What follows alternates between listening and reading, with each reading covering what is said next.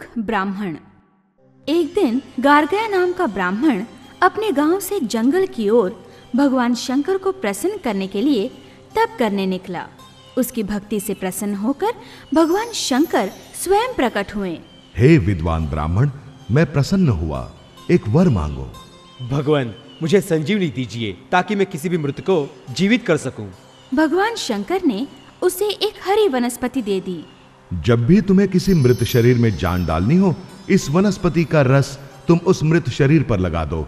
वो मृत शरीर पुनः जीवित हो जाएगा।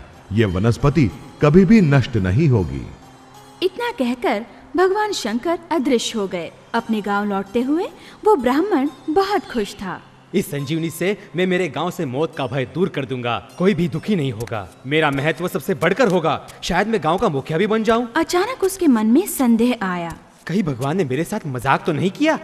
ये संजीवनी ही है या मामूली पत्ते, कैसे समझेगा? उसी वक्त उसकी नजर रास्ते में पड़े एक बाघ के मृत शरीर पर पड़ी। इस जानवर पर इसका प्रयोग करता हूँ।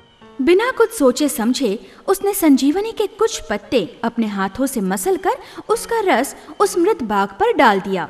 बाघ जीवित हो गया। मुझे भूख लगी है। हाँ, ये संजीवनी ही है। ये जीवित हुआ। अचानक बाघ ने दहाड़ लगाई। अरे बाप रे, ये मैंने क्या किया? जान बचाओ, भागो! लेकिन बाघ ने उसे देख लिया। बाघ ने एक ही छलांग में उसे दबोच लिया और उस मूर्ख ब्राह्मण का अंत हुआ। बिना सोचे किया गया काम आत्मघाती हो सकता है।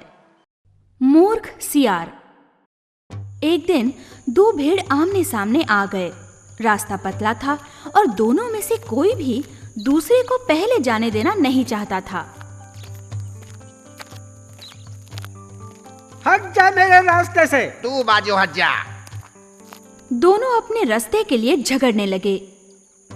खून बहने लगा। एक सियार दूर से ये सब देख रहा था, पर वो एक मूर्ख सियार था। उसने सोचा, आहा, क्या खून निकल रहा है, पीने में मजा आएगा। थोड़ी देर रुकता हूँ ताकि और खून बहे। लड़ते रहो, लड़ते रहो, लड़ते रहो। यहाँ भेड़ों की लड़ाई तो जारी थी। काफी खून बह रहा था। अचानक बिना कुछ सोचे समझे वो मूर्ख सियार खून पीने बीच में कूद गया। सियार को बीच में देखकर दोनों भेड़ और गुस्सा हो गए। दोनों ने एक साथ अपने सींगों से उस सियार को घोंप दिया। सियार वहीं मर गया। अब दोनों भेड़ होश में आए और अपने अपने रास्ते वहां से चले गए। बिना सोचे कोई काम नहीं करना चाहिए। मूर्ख बगुला। एक समय की बात है, एक तालाब के किनारे एक नारियल का ऊंचा पेड़ था। उस पर एक बूढ़ा बगुला रहता था। तालाब कुछ ही दिनों में सूखने वाला था। उस तालाब में बहुत कम मछलियां बची थी, जो सिर्फ उस अकेले बगुले के लिए काफी थी। मगर उस तालाब और नारियल के पेड़ पे उसे बहुत गर्व था। काश दूसरे बगुले भी यहाँ आए और ये बात जान ले कि मैं कितना खुशकिस्मत हूँ। एक दिन उसने देखा कि एक बगुलों का बड़ा झुंड तालाब के ऊपर से गुजर रहा था। अरे अरे रुको, अरे यहाँ नीचे देखो, नीचे। वो बूढ़ा पक्षी हमें पुकार रहा है। चलो चल के देखते हैं, शायद मुसीबत में हो। आइए, मुझे खुशी हुई कि आप मेरी बात सुनकर यहाँ आए। आप लोग मेरे अतिथि बनकर यहाँ इस नारियल के पेड़ पर रहिए। इस तालाब की मछलियों का आस्वाद लीजिए। बुढ़ा अच्छा है पर मूर्ख है। हमें प्रभावित करना चाहता है। अगर हम ये निमंत्रण स्वीकार करें तो ये तो भूख से मर जाएगा। इसीलिए उस नेता ने अपनी झुंड की तरफ से उसके निमंत्रण का इनकार किया। हम आपके प्यार के आभारी हैं, पर हमें जाना चाहिए। हाँ, हमारा चतुर नेता ठीक कह रहा है। हम तो बहुत लोग हैं। देखिए, ये मछलियाँ तो सिर्फ आपके लिए ही काफी हैं। हमें कहीं और जाने दीजिए। आप लोग मेरा निमंत्रण नहीं स्वीकार करेंगे तो मैं अपने प्राण त्याग दूंगा।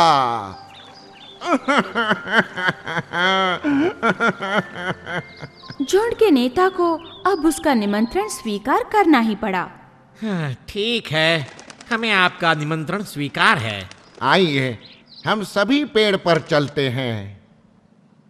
सभी बगुले नारियल के पेड़ पर गए। बूढ़े बगुले ने बड़े गर्व के साथ कहा, आइए आराम कीजिए, जब भूख लगे तो मेरे तालाब की मछलियां खाइए, यहाँ सबके लिए काफी मछलियां हैं। पूरे झुंड ने उसकी बात मानकर तालाब की मछलियों का मजा चखना शुरू किया। अरे सुनते हो, मैं तुमसे ज्यादा मछलियां खा सकता हूँ। अरे तुम क्या खाओगे? अरे मैं तो 6 मछलियाँ दबा चुका हूँ, तुम दोनों उससे भी ज्यादा खाकर दिखाओ तो जानूं। ऐसा करते करते तालाब की सारी मछलियाँ खत्म हो गई।